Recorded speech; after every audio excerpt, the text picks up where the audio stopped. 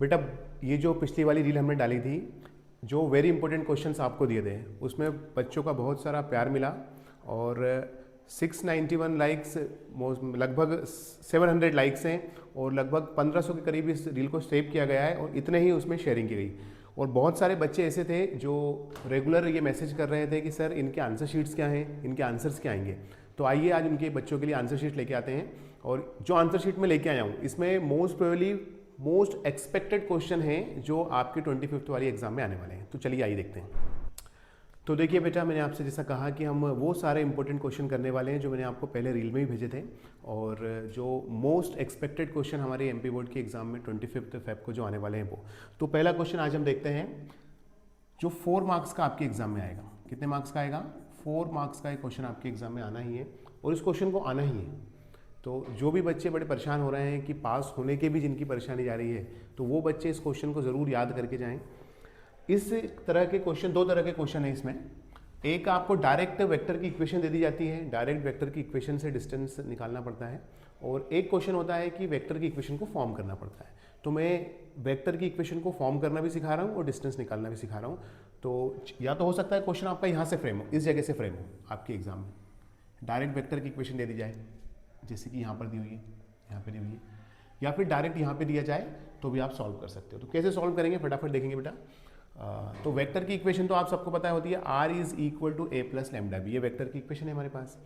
तो हमें जो इक्वेशन दी है, एक वेक्टर ये दिया हुआ है, सेकंड वेक्टर आपको ये दिया हुआ है। इन दोनों वेक्टर के बीच की डिस्टेंस को फाइंड आउट करना है, शॉर्टेस्ट डिस्टेंस को फाइंड करना है। देखेंगे जरा क्या करेंगे बेटा। i का मल्टीप्लाई करेंगे, पहले i वेक्टर का मल्टीप्लाई करेंगे दोनों तरफ 3 में और t में, j का मल्टीप्लाई करेंगे 4 और 2t में, और k का मल्टीप्लाई करेंगे t और 2 में।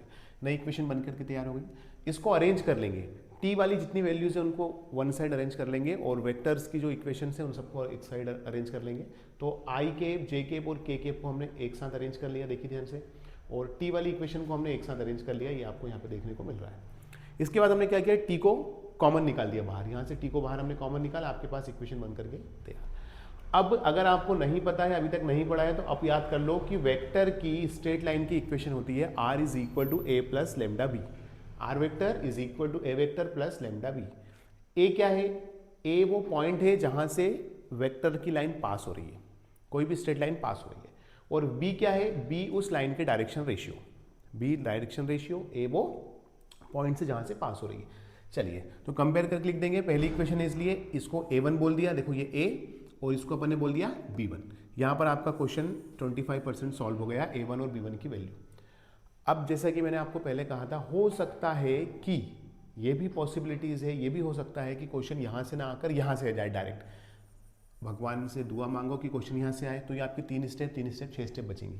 क्यों बचेंगे? आप डायरेक्ट कंपेयर करके a की वैल्यू और यहाँ पे b की वैल्यू आप लिख सकते हो। चलिए सेकंड इक्वेशन पे आते हैं। ये रही हमारी सेकंड इक्वेशन। अब इस इक्वेशन को मैंने ना शॉर्ट फॉर्म में डायरेक्ट लिख दिया, जैसे कि यहाँ पे मैंने मल्टीप्लाई करके कंपेयर करके लाइन निकाला था ना, मैंने डायरेक्ट लिख दिया। तो डायरेक्ट लिखा तो a2 की वैल्यू क्या आ गई, ये आ गई आपके पास, और b2 की वैल्यू क्या आ गई, ये आ गई। a2 की वैल्यू भी आ गई और b2 की वैल्यू हमारे पास आ गई। तो अब हमारे पास क्या आ गया, a1 b1 आ गया है, a2 और b2 दोनों वैल्यू आ गई है।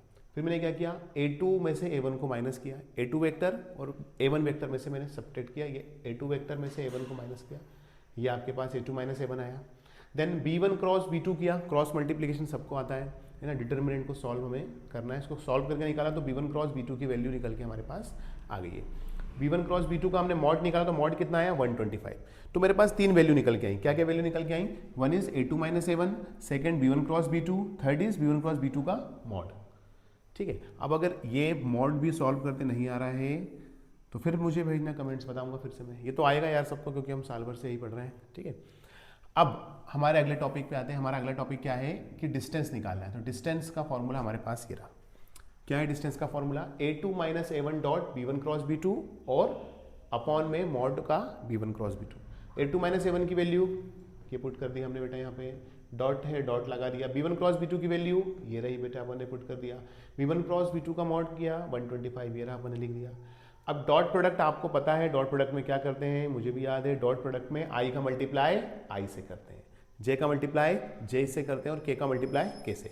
ये सिंगल क्वेश्चन भी 2 मार्क्स का आता है एग्जाम में। डॉट प्रोडक्ट और क्रॉस प्रोडक्ट 2 मार्क्स का भी हमारी एग्जाम में आ जाता है, ध्यान से करेंगे। तो i का मल्टीप्लाई i में किया -20, j इधर है, इधर नहीं है, इसलिए 0, के इस तरफ है, इस तरफ नहीं है, इसलिए वो भी 0। तो आंसर आया -20/125 रूट के अंदर। रूट से बाहर निकाला तो 5√5 आ गया, कैंसिल किया तो -4/√5 आ गया। Distance can not be negative, इसलिए इसको प्लस लिख सकते हो, 4/√5। ये हुआ आपका पहला क्वेश्चन। अब इसी वेक्टर में से हम सेकंड क्वेश्चन करेंगे बेटा। सेकंड क्वेश्चन क्या है कि इक्वेशन ऑफ लाइन निकालने के लिए आ सकती है आपके पास, ठीक है। 3 तरह के क्वेश्चन फ्रेम होंगे, ध्यान से सुनेंगे। वेक्टर वाले टॉपिक से 3 तरह के क्वेश्चन, पहला शॉर्टेज डिस्टेंस, दूसरा इक्वेशन ऑफ लाइन किस पॉइंट से पास हो रही है वो इक्वेशन लाइन निकालने के लिए, तीसरा क्वेश्चन होता है परपेंडिकुलर का। 2024 में क्वेश्चन आया था, 25 में नहीं आया, 26 में आने के चांसेस है। मैंने जो लास्ट वाली रील भेजी है आपको उसमें उस क्वेश्चन को टिक किया है ना। पी की वैल्यू फाइंड करने के लिए, लेमडा की वैल्यू फाइंड करने के लिए, के की वैल्यू फाइंड करने के लिए आ जाती है अगर दो वेक्टर क्या हो, परपेंडिकुलर। तो प्लीज उस क्वेश्चन को देख के जाना। यहाँ पे अलग क्वेश्चन है हमारे पास, इक्वेशन ऑफ लाइन पास हो रही है किसी पॉइंट से, और वो पॉइंट क्या है 1 2 3, इन पॉइंट से पास हो रही है और वो पैरेलल है इस लाइन के। तो आपको नई इक्वेशन बतानी है। इक्वेशन ऑफ लाइन का फॉर्मूला होता है r is equal to a plus lambda b. Equation of line का फॉर्मूला क्या है हमारे पास, r is equal to a plus lambda b. थोड़ी देर पहले बताया था मैंने, a क्या है, a पॉइंट है जहां से लाइन पास होगी, b क्या है, b डायरेक्शन रेशियो है। अब एक बात आज याद रख लो कि अगर कोई भी दो लाइन पैरेलल है, ये दो लाइन पैरेलल है, ये दो लाइन पैरेलल आपको दिख रही है, तो इन दोनों पैरेलल लाइन के डायरेक्शन रेशियो क्या होंगे, सेम होंगे। चाहे ये एक पैरेलल लाइन है, ये एक पैरेलल लाइन है, ये दोनों पैरेलल लाइन के डायरेक्शन रेशियो हमेशा सेम। तो जो नई लाइन बनेगी उसके डायरेक्शन रेशियो भी यही होंगे। आंसर आ गया आपका। ए की वैल्यू ये रही, यहां से पास हो रही है, ए प्लस लेमडा बी, ए प्लस लेमडा बी, बी क्या है डायरेक्शन रेशियो, उसी का हमने लिख दिया। अब बहुत सारे बच्चे बोलेंगे सर मैंने किसी बुक में पढ़ा है लेमडा की जगह यहाँ पे के लिखा है। भैया के लिख दे, कांस्टेंट है ना वो, तो लेमडा के ए बी सी डी कुछ भी लिखो। चलिए ये हुई वेक्टर की फॉर्म। कार्टेशियन की बात करेंगे। कार्टेशियन की फॉर्म में कन्वर्ट करने के लिए 1 मार्क्स का क्वेश्चन आता है। 1 मार्क्स वेक्टर से कार्टेशियन में कन्वर्ट करना, ज़्यादा सोचना विचारना नहीं है। ये कार्टेशियन की इक्वेशन होती है, एक्स जिस पॉइंट से पास हो रहा है वो लिख दो माइनस करके, साइन चेंज करके, और डायरेक्शन रेशियो नीचे लिख दो। डायरेक्शन रेशियो 3 2 -2, और 1 2 3 से पास हुआ तो साइन चेंज करके -1 2 -2 और -3। ये हो गया सेकंड क्वेश्चन। ये थर्ड वाला क्वेश्चन है हमारे मोस्ट एक्सपेक्टेड में से। तो ये क्वेश्चन आना ही है बेटा, ये नहीं आएगा। अब ये मत चेक करना कि सर यहाँ पे 3 की जगह 4 आ गया या 4 की जगह 5 आ गया, ये नहीं आएगा, इसके जैसा आएगा, लेकिन क्वेश्चन आना ही है, ठीक है। चलो आ जाओ फटाफट देखते हैं बेटा कि ये हमने ग्राफ बनाया हमारा। अब क्वेश्चन बोल रहा है मिनिमम वैल्यू हमें फाइंड करनी है। क्या फाइंड करनी है, मिनिमम वैल्यू। गिवन इक्वेशन क्या है, p is equal to x plus y. Constant क्या दे रखे हैं, ये हमें 2 कंस्टेंट दे रखे हैं जिनके हमें ग्राफ ड्रॉ करना है। तो उसके लिए हम बॉक्स बनाएंगे बेटा, 10th क्लास में बनाते थे पहले भी। तो बॉक्स बनाया, पहली इक्वेशन 3x प्लस 2y के लिए जब x की वैल्यू 0 पुट की तो y की वैल्यू 6 आई। कैसे आई, x की वैल्यू 0, ये पूरा 0, y 2 को नीचे लेके आए तो कितना आया, 6 आ गया। y की वैल्यू 0 पुट की तो x की वैल्यू कितनी आई, 4 आई। बनाएंगे इसका कार्टेशियन, क्या बनेगा भैया, जब x 0 है तो y 6 है, जब y 0 है तो x 4 है। ये बनाया, यहाँ उठा के एक लाइन को ड्रॉ कर दिया, दिख रहा है आपको। तो ये रेड वाली जो लाइन है वो किसकी है, इस वाली इक्वेशन की लाइन है। इतनी बात समझ में आई, 10th क्लास में भी इसको अपन बनाते थे। चलो ठीक है आगे बढ़ेंगे सर। अब मेन समस्या ये है कि इसका फीजिएबल रीजन कौन सा होगा। चेक करो चेक करो चेक करो फटाफट, क्या है, greater than 12। Greater than 12 sir, greater than मतलब क्या होता है, ग्रेटर देन मतलब होता है बड़ा। बड़ा मतलब इस लाइन से ऊपर वाली वैल्यू। तो ग्राफ कैसा बनेगा, फीजिएबल रीजन कैसा आएगा, ऊपर वाला। ये देखो ये पूरा का पूरा फीजिबल रीजन आ गया किसका, पहली वाली लाइन का। आगे बढ़ेंगे, दूसरी लाइन क्या है, जैसे ऊपर गया वैसे इसका बॉक्स बनाया। x की वैल्यू 2 पुट की तो y की 3 आई, y की 0 पुट की तो x की 11 आई। क्वाड्रेंट बना दिए मैंने सर, कहाँ कहाँ है, x 11 तो y 0, ये लो भैया, x 11 तो y 0, x 2 तो y 3, कहाँ है x 2 तो y 3, ये यहाँ पे बन गया। आ गया पॉइंट। इस पॉइंट से इस लाइन को अपन ने ड्रॉ कर दिया क्या, ये आ गई लाइन। अब ये भी क्या है, ग्रेटर देन 11, और अभी बताया 11 के लिए क्या होता है, ग्रेटर देन के लिए क्या होता है, ग्रेटर के लिए क्या होता है, ऊपर जाएगी सारी लाइन, कहाँ जाएगी, ऊपर। ये देखो ऊपर ऊपर ऊपर। बस ये हो गई आपकी बात। अब देखने से क्या समझ में आ रहा है, 2 फीजिबल रीजन आ गए। ऐसे फीजिबल रीजन तो दोनों एक दूसरे को क्या कर रहे हैं, क्रॉस कर रहे हैं, इंटरसेक्ट कर रहे हैं। ये देखो ये भैया ये इंटरसेक्ट कर दिया। तो आपके पास जहां जहां ये दोनों रीजन आ रहे हैं वो कोऑर्डिनेट निकालेंगे। ये रहा एक कोऑर्डिनेट जहां जहां करना है, ये रहा एक कोऑर्डिनेट, ये रहा दूसरा कोऑर्डिनेट, और ये रहा तीसरा कोऑर्डिनेट। आ रही है मेरी बात समझ में। इन तीनों पे वैल्यू पुट करेंगे। कौन कौन सी वैल्यू, ये वाला पॉइंट क्या है, एक तो पॉइंट है आपका ए, इसको अपन ने बोला 0,6, दूसरा है 2,3 और तीसरा है ये वाला पॉइंट 11,0। इन तीनों पे वैल्यू पुट करो, जिस पे कम आए वो मिनिमम हो, जिस पे ज्यादा आए वो मैक्सिमम। ये हो गया आपका अगला क्वेश्चन। ये क्वेश्चन आएगा ही सर, करना है, आना ही है इस क्वेश्चन को। अब इंटीग्रेशन की जो हमारी आखिरी एक्सरसाइज है, डेफिनेट इंटीग्रल जिसमें है, उस एक्सरसाइज से क्वेश्चन आपका आने वाला है बेटा। 3 मार्क्स का क्वेश्चन आएगा, मिनिमम 3 मार्क्स का, मैक्सिमम 4 मार्क्स का आ सकता है, ज़्यादा चांसेस 3 मार्क्स के। अब उसमें कई तरह के क्वेश्चन है, लेकिन ये एक ऐसा क्वेश्चन मैं निकाल के लाया हूं जो बहुत सारे टॉपिक को कवर कर रहा है। हालांकि ये उन क्वेश्चन से उतना इंपॉर्टेंट नहीं है, इंपॉर्टेंट तो है लेकिन उतना इंपॉर्टेंट नहीं है जितने दूसरे क्वेश्चन इंपॉर्टेंट हैं, बट लेकिन ये सिंगल क्वेश्चन अकेला कम से कम 5 क्वेश्चन को कवर करेगा। 4 क्वेश्चन से 5 क्वेश्चन को कवर करने वाला है, इसलिए इस क्वेश्चन को अपन समझते हैं। अब इसके अंदर से क्वेश्चन आ सकता है, देखेंगे क्या है। लिमिट π/6 टू π/3, लोअर लिमिट π/6 से π/3 यहां तक इंटीग्रेट करना है हमें। क्या प्रूफ करना है? π/12 अपने को प्रूफ करना है। dx upon 1 plus under root कितना होगा? 10x, इसे प्रूफ करना है। सबसे पहले 10x को अपन क्या करेंगे? सॉल्व करेंगे, इसको कन्वर्ट करेंगे। साइन और कॉस में तो 10 का फॉर्मूला होता है साइन अपॉन कॉस, लिख दिया अपन ने, साइन अपॉन कॉस आ गया। यहाँ पे हमने एलसीएम लिया तो cos x plus sign x, नीचे अपॉन में cos x, ये cos x जाएगा ऊपर। ये देखिए नया क्वेश्चन बन करके तैयार। इस ही तरह के सिंगल इस तरह के क्वेश्चन ध्यान से देखेंगे, यहाँ पर सिंगल इस तरह के कम से कम 4 क्वेश्चन है इस एक्सरसाइज में। जैसे कि cos x की पावर 2 अपॉन cos x की पावर 2 sin x की पावर 2, cos x की पावर 3/2 sin x की पावर 3/2, या सिर्फ simple cos x upon cos x plus sin x। ये इसमें के कम से कम 4 क्वेश्चन तो ये आ सकता है, या फिर क्वेश्चन यहाँ से भी आ सकता है। यहाँ से ना आएगा तो यहाँ से स्टार्ट होके आएगा। तो मैं वो मोस्टली क्वेश्चन कवर कर रहा हूँ जो एक ही क्वेश्चन के अंदर 3-4 क्वेश्चन कवर कर रहे हैं, तो आपके मैक्सिमम पार्ट कवर हो सके मैथमेटिक्स का। चलिए आइए, तो cos x dx ये आ गया आपका। प्रॉपर्टी लगाएंगे हम। सर प्रॉपर्टी क्या होती है? देखिए एक प्रॉपर्टी होती है 0 से लेके a तक, लेकिन यहाँ पे नीचे 0 नहीं है, π/6 है, तो प्रॉपर्टी क्या जाएगी? a प्लस बी वाली। कौन सी प्रॉपर्टी लगाएंगे? a plus b. तो लिमिट को प्लस करेंगे, a प्लस बी कितनी हो गई? π/2। ये एज इट इज कहाँ है हमारा क्वेश्चन? ये रहा cos की जगह cos, x की जगह पे बोलो भैया π/2 minus x, cos x, x की जगह पे π/2 माइनस x की प्लेस पे π/2 minus x, cos 90 minus theta sine theta, cos 90 minus theta sine theta, sine 90 minus theta cos theta. हो गया कन्वर्ट। इक्वेशन 1 इक्वेशन 2, आगे की कहानी आपको मालूम है। क्या करते हैं? फर्स्ट इक्वेशन सेकंड इक्वेशन को क्या करते हैं? प्लस करते हैं, ऐड करते हैं। ऐड किया, i और i मिलके हो गया 2i। ये वैल्यू ये लिखी है भैया, ये वाली वैल्यू ये लिखी है भैया। ध्यान से देखा, दोनों का डिनोमिनेटर सेम था, एलसीएम लिया तो सेम आ गया, डिवाइड किया ऊपर भी वैल्यू आ गई, तो आपस में दोनों कट गए। कितना बचा? ओनली dx बचा। dx को इंटीग्रेट करा, कितना आया? x।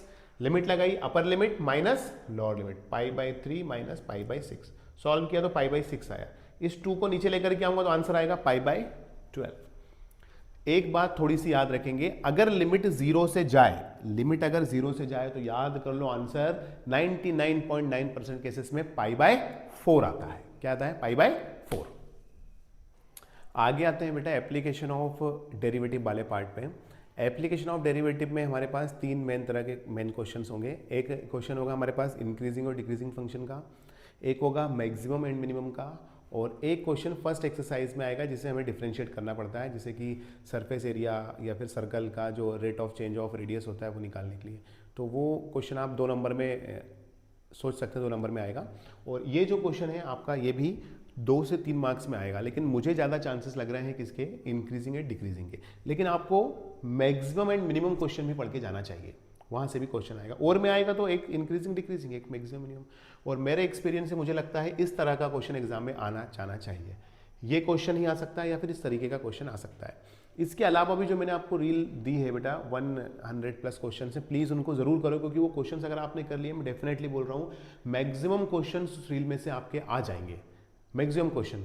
उसके अलावा भी एक बात और, कल 11 बजे आपको एक 30 क्वेश्चंस की रील हम देंगे, 30 क्वेश्चंस की पीडीएफ देंगे, जिसमें से मैक्सिमम एक्सपेक्टेड क्वेश्चन आ सकते हैं आपके एग्जाम में, और आएंगे। तो इसलिए अगर आप 11 बजे आप उन क्वेश्चंस को देखेंगे, और ये उन क्वेश्चंस में बहुत सारे क्वेश्चंस के सॉल्यूशन भी है इसके अंदर, जो नहीं बनेगा कल फिर सॉल्यूशन देंगे, चिंता मत कीजिए, आपको एग्जाम पास करा कर ही छोड़ेंगे। आइए इस क्वेश्चन को देखते हैं। क्या है क्वेश्चन हमारा? हमें निकालना है इंटरवल जिसमें फंक्शन इंक्रीजिंग है और डिक्रीजिंग है। एक बात याद रख लीजिए कि फंक्शन का डिफरेंशिएशन अगर ग्रेटर देन 0 है तो वो इंक्रीजिंग है, फंक्शन का डिफरेंशिएशन लेस देन 0 है तो वो डिक्रीजिंग फंक्शन है। चलिए, इंक्रीजिंग के लिए मैंने कंडीशन लिख दी है, डिक्रीजिंग के लिए कंडीशन लिख दी है। इसको डिफरेंशिएट करेंगे तो 2x³ का कितना आएगा? ये आएगा। 24x का कितना आएगा? 24 आएगा। 5 का कितना आएगा? 0। मल्टीप्लाई किया 6x² माइनस 24, एक्स स्क्वायर को नीचे 6 को नीचे ले गए तो एक्स स्क्वायर की वैल्यू है 24/6। पूरा सॉल्व करेंगे तो एक्स की वैल्यू आ गई +-2। सिंपल सा क्वेश्चन था ये। अब क्या हुआ? एक्स की वैल्यू आ गई, मैंने इसको लाइन नंबर लाइन के ऊपर बनाया तो हमारे पास नंबर लाइन होती है भैया, ये -2, ये +2, माइनस इनफाइनाइट प्लस इनफाइनाइट। मैंने आपको पहले भी कहा क्या कि फंक्शन की वैल्यू अगर ग्रेटर देन 0 है तो it means it is a increasing. Value put करेंगे, f' की वैल्यू ये है। तो अब माइनस इनफाइनाइट से -2 और -2 से 0, 0 से 2 और 2 से इनफाइनाइट, कितने इंटरवल होगा? 1 2 3 4। या फिर यूं कहें कि ये फर्स्ट इंटरवल, इस पूरे को अपन एक सेकंड इंटरवल मान लेते हैं, इस पूरे को अपन थर्ड इंटरवल। चलिए पहले इस दोनों के बीच में बात करते हैं। -2 के बाद क्या आता है? -3। तो हमने -3 ले लिया, जिसकी मर्जी हो वो लो, -3 लो, -4 लो, -5 लो, -6 लो, कुछ भी लो। -3 लिया, वैल्यू पुट की इस इक्वेशन में तो आंसर निकल के आया कितना? 30। 30 इज ग्रेटर देन 0, इसका मतलब फंक्शन इज इंक्रीजिंग। तो इतने इंटरवल में फंक्शन हमारा क्या है? इंक्रीजिंग है। आगे बढ़ेंगे 2 से इनफाइनाइट। 2 से इनफाइनाइट में क्या आएगा? 3 4 5 6 7 8, जो मर्जी हो बोलो, जो मर्जी हो बोलो। मैंने 3 लिया, 3 को सॉल्व किया, आंसर कितना आया? 30।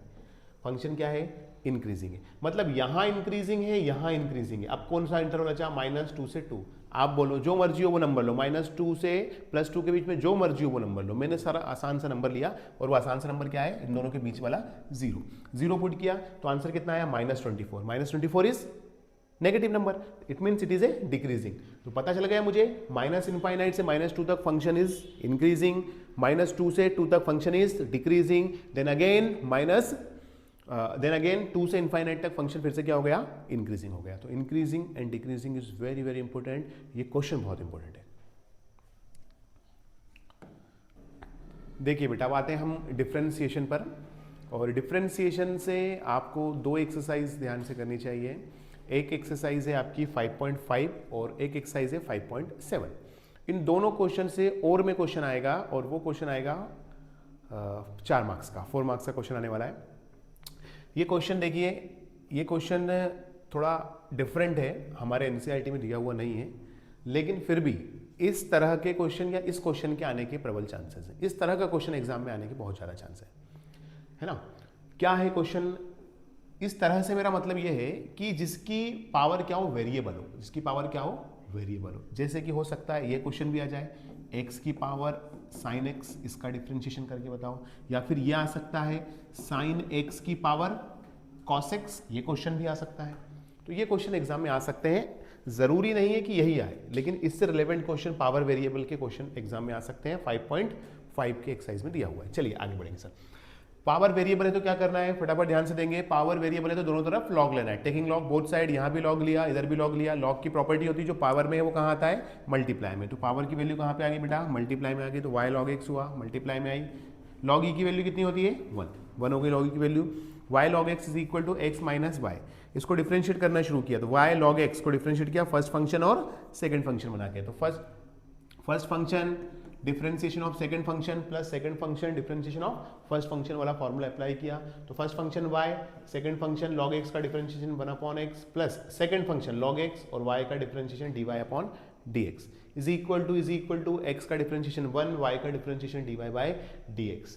ठीक है सर, dy/dx की टर्म एक तरफ लेके आए, इसको उठा के इधर लाए, ये एज इट इज, इस पूरी वैल्यू को उठा के इधर लेकर 1 माइनस y/x। सर dy/dx को कॉमन निकाला, 1 प्लस log x आया, इज इक्वल टू एलसीएम लिया x माइनस y/x, ये पूरी वैल्यू नीचे पहुंचाई। अगर क्वेश्चन सिर्फ इतना पूछता कि डिफरेंशिएशन करो तो आपका आंसर यहाँ पे खत्म हो गया था, लेकिन उसने कहा कि इसे प्रूव करके बताओ। जब प्रूव करने का क्वेश्चन आता है तो थोड़ा मुश्किल होता है, लेंदी हो जाता है। आगे बढ़ेंगे, x माइनस वाई की वैल्यू कितनी है? y log x पुट किया हमने यहाँ पे, 1 plus log x as it is. ये क्या है सर? x। क्या है ये? x। तो यहां से मैंने x की वैल्यू निकाली, कैसे निकाली? इस y को इधर पहुंचा के। तो x is equal to y plus y log x, ये देखिए लिख दिया। आगे बढ़ेंगे, यहां इन दोनों जगह से y को कॉमन निकाला, ये देखिए y कॉमन आया, कितना बचा? 1 plus log x, 1 plus log x, कितना हो गया? 1 प्लस log x का होल स्क्वायर। ये y से y आपस में कैंसिल हो गया। तो यही आपको प्रूफ करना था, ये हमने प्रूफ कर दिया।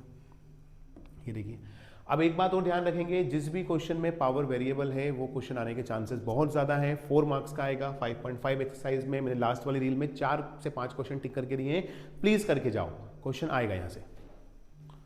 सर डिफरेंशियल इक्वेशन पे हम आते हैं। अब डिफरेंशियल इक्वेशन की आखिरी एक्सरसाइज है ये, और शुरुआत की 1 2 3 आपने की हो चाहे ना की हो, लेकिन लास्ट वाली प्लीज़ कीजिए, क्योंकि यहीं से आपका 3 मार्क्स का क्वेश्चन आने वाला है। देखिए ज़रा क्या है, सॉल्व करना है इस डिफरेंशियल इक्वेशन को। जनरल इक्वेशन होती है, first order linear differential equation का एक क्वेश्चन है, और इसकी इक्वेशन होती है dy by d x, general form में py is equal to q. Compare करेंगे इक्वेशन को तो 10x जगह पे p is equal to 10x हुआ, q इज इक्वल टू कितना हुआ sec x। सर इस फॉर्मूले को याद करना है, this is the solution of differential equation y into I F were equal to q I F d x plus c. I F मतलब इंटीग्रल फैक्टर। इंटीग्रल फैक्टर का फॉर्मूला होता है e to the power p dx, e to the power integration p dx। p क्या है 10, p क्या है आपका, यहाँ से देखो 10 का इंटीग्रेशन किया log sec x होता है। सर e और log आपस में कैंसिल हो जाते हैं, ठीक है, कंपेरिजन करके बाहर निकल जाता है, तो आंसर कितना आएगा sec x। तो I F is equal to sec x। सिर्फ इतना क्वेश्चन 1 मार्क्स में ऑब्जेक्टिव में पूछ लेते हैं। ये क्वेश्चन लिखा रहेगा और बोलेंगे कि इसका आई एफ क्या है बताओ, तो आंसर में ये लिखा रहेगा sec x, तो आपको लिख के आना है। आगे बढ़ेंगे, सॉल्यूशन ये रहा y इंटू आई एफ, तो y into I F is equal to q, what is the q sec x, I F this is the I F, sec x into sec x, sec square x, sec square का integration 10x। This is the solution of the differential equation. Very very important है, करके जाना, इस exercise से question आएगा ही एक। आगे आते हैं हम कंटिन्यूटी पर, और देखिए हो सकता है कि डिफरेंशिएशन से क्वेश्चन आएगा एक, उसके साथ और में आएगा कंटिन्यूटी का। कंटिन्यूटी से क्वेश्चन दो तरीके से आ सकते हैं, एक बड़ा क्वेश्चन आएगा 4 मार्क्स का, और में डिफरेंशिएशन आएगा एक, और ये भी हो सकता है कि ऑब्जेक्टिव में अगर क्वेश्चन फ्रेम हो गया तो फिर वहाँ से क्वेश्चन बड़ा क्वेश्चन नहीं आएगा। तो अगर बड़ा क्वेश्चन आएगा तो इस तरह के के की वैल्यू फाइंड करने के 4 क्वेश्चन एनसीईआरटी में दिए हैं, चारों को प्लीज़ करना। मैंने लास्ट वाले रील में आपको 2 क्वेश्चन टिक करके दिए हैं, तो उन 2 को करके देख लेना, बाकी सब एक जैसे हैं, ठीक है ना। तो ये थोड़ा अलग तरह का क्वेश्चन था, इसलिए इसको लेके आया हूँ, आप देखेंगे। तो अगर हमें के की वैल्यू फाइंड करना है कब, जब आपका फंक्शन क्या दिया हो, कंटिन्यूस दिया हो। कंटिन्यूस मीन्स जिसमें LHL is equal to RHL हो। LHL means left hand limit, RHL means right hand limit, दोनों इक्वल दिए। देखेंगे यहाँ पर ये less than pi means LHL की बात हो रही है, तो LHL के लिए हम क्या करेंगे, x की वैल्यू डायरेक्ट हम पाई पुट करेंगे। तो LHL के लिए x की वैल्यू डायरेक्ट हमने पाई पुट की, f of pi is equal to k, x की जगह पे पाई 1, तो k पाई प्लस 1, ये आपकी इक्वेशन 1 हो गई। RHL के लिए right hand limit, right hand limit means पाई से थोड़ी सी ज्यादा वैल्यू, पाई प्लस कर दिया। पाई प्लस मतलब उसमें एक वेरी स्मॉल वैल्यू को हम एड ऑन कर देंगे, तो पाई ये रहा, स्मॉल वैल्यू कौन सी होगी आपकी h, इसको हमने ऐड कर दिया, तो लिमिट लगाया, लिमिट कितना आया, limit h tends to 0 cos pi plus h। और अगर LHL लेते तो क्या लेते, पाई माइनस h लेते, लेकिन LHL की जरूरत नहीं पड़ेगी। तो लिमिट कितना हो, cos 180 प्लस थीटा कितना होता है, माइनस cos थीटा, तो माइनस लिमिट पुट करेंगे तो कितना है cos 0 की वैल्यू 1, आंसर कितना है -1। ये हो गया पाई प्लस के लिए, ये हो गया पाई के लिए। अब अगर फंक्शन आपका क्या है, कंटिन्यूअस है, इसका मतलब f ऑफ पाई और f ऑफ पाई प्लस दोनों बराबर होंगे, इक्वल। तो ये f ऑफ पाई की value, f of pi plus की वैल्यू 1 को इधर पहुंचाया, k पाई -1 कितना हुआ, -2, k की वैल्यू ये रही, पाई को नीचे लेके आएंगे, आंसर आया -2 अपॉन पाई। तो k की वैल्यू के लिए 3 क्वेश्चन हमारे पास है, उन सबको करना, 4 मार्क्स का क्वेश्चन आएगा k फाइंड करने के लिए। आते हैं इंटीग्रेशन पर, हम इनवर्स इंटीग्रेशन सॉल्यूशन आपको सबके दूंगा, ठीक है। बस तैयारी करो, दम लगा के पढ़ाई करो, 25 में ज़्यादा समय नहीं है। और एक बात ध्यान रख के जाओ कि पेपर इतना इजी आएगा जितना आपने कभी सोचा नहीं, कभी नहीं सोचा इतना आसान पेपर आने वाला है, ठीक है। तो best of luck for 25th।